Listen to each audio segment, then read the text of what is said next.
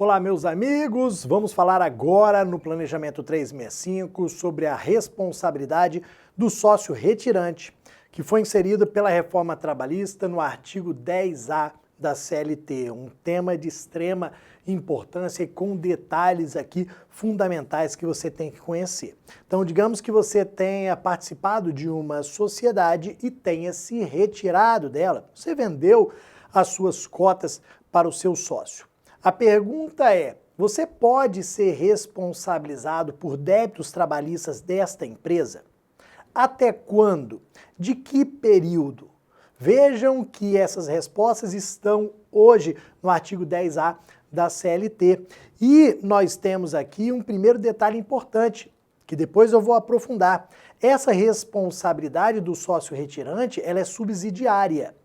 Então veja que você que é um ex-sócio, você que é o sócio que se retirou da sociedade, pode ser responsabilizado sim pelo pagamento de débitos trabalhistas, mas você não vai ser o primeiro a ser executado, o primeiro a ser cobrado. Não, a responsabilidade ela é subsidiária como regra geral. Você vai ser o último a ser cobrado. Nós vamos falar daqui a pouquinho numa ordem de cobrança, só que eu já adianto. Sendo a sua responsabilidade subsidiária, você será o último a ser cobrado, a ser executado, a ter que pagar pelas dívidas daquela sociedade. Pelo artigo 10A da CLT, você tem responsabilidade até 2 anos a contar desta saída. Ou seja, ações ajuizadas até 2 anos da sua saída, você pode ser responsabilizado subsidiariamente. Só que aí existe um detalhe muito importante. Essa saída, ela tem que ser registrada, ela tem que ser formal. De nada adianta você simplesmente vender as cotas para o seu sócio e falar, não, depois a gente vai acertar isso, depois a gente vai fazer alteração ali no contrato social. Não. Porque o artigo 10A demonstra aqui a importância da averbação dessa saída, da mudança aqui da sociedade, da venda dessas cotas. De nada adianta para este fim aqui você vender as suas cotas e não formalizar. Então saiu, se retirou da sociedade, alteração no contrato social. Vai ser da alteração do contrato social que nós vamos contar os prazos aqui do artigo 10A da CLT. Então não deixe de formalizar. Se você vendeu, formalize o mais rápido possível para já começar a contagem dos prazos para a sua responsabilização.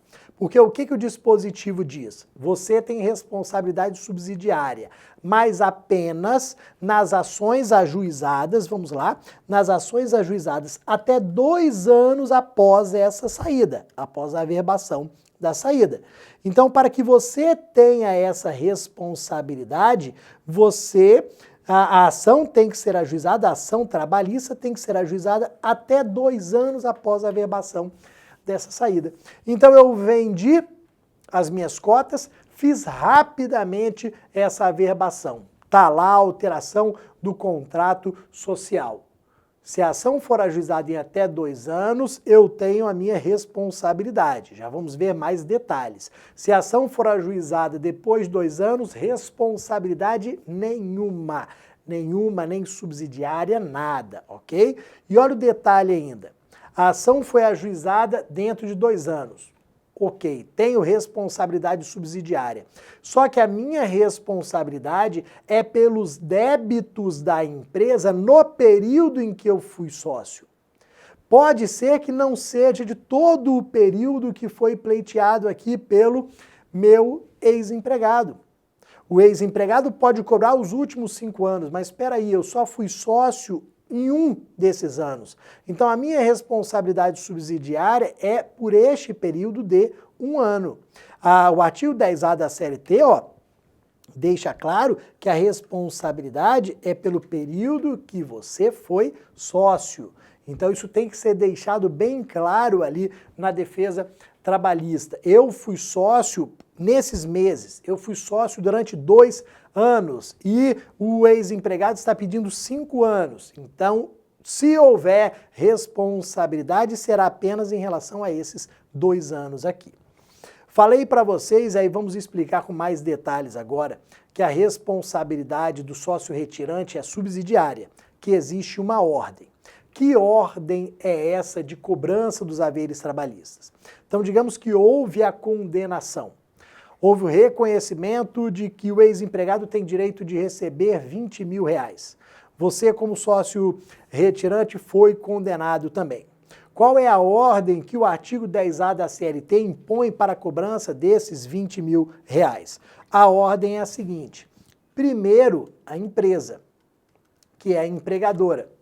Se não houver condições de receber, se não tiver patrimônio da empresa, vamos para os sócios atuais. Vamos realizar o procedimento de desconsideração da personalidade jurídica, que a reforma trabalhista também fez menção na CLT. Então vamos desconsiderar a personalidade jurídica, vamos para os sócios atuais. Se os sócios atuais também não tiverem patrimônio, então se a gente não conseguir receber da empresa e nem dos sócios atuais, aí nós vamos para os sócios retirantes. Se a ação tiver sido ajuizada em até 2 anos da averbação e apenas por aquele período em que ele foi sócio ou em que eles foram sócios, sendo mais de um sócio retirante. Perfeito? Então essa que é a ordem. Por isso que a gente fala em responsabilidade subsidiária. Mas vejam, essa é a regra geral. Temos uma exceção. O legislador disse que essa responsabilidade subsidiária ela pode passar a ser solidária numa hipótese de fraude trabalhista. O que implica dizer que a responsabilidade passou a ser solidária. Se ela passou a ser solidária, não tem ordem nenhuma.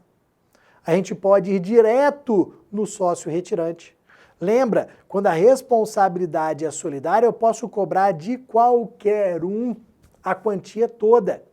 Então foi reconhecida fraude naquela retirada da sociedade, já vou dar um exemplo aqui, eu tenho responsabilidade solidária reconhecida pelo juiz e vou cobrar direto do sócio retirante sem ordem nenhuma.